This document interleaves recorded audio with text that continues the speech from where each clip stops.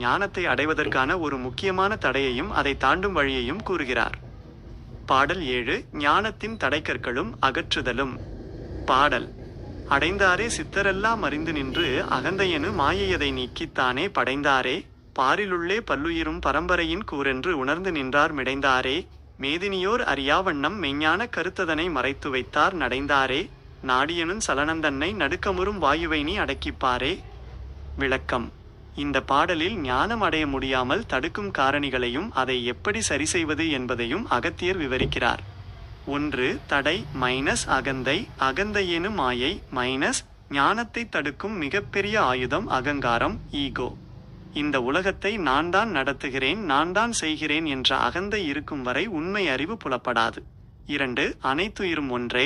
ஞானி எவன் என்றால் உலகில் உள்ள அனைத்து உயிர்களும் அந்த பரம்பொருளின் ஒரு பகுதியே என்று உணர்ந்து பேதமின்றி அன்புடன் இருப்பவன்தான் உண்மையான ஞானி. 3.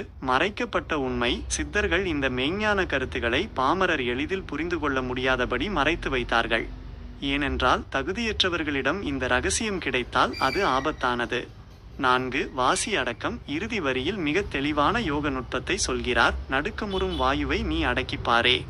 நமது சுவாசம் பிராணன் அமைதியில்லாமல் படபடப்பாக நடுக்கமுற்று இருக்கிறது.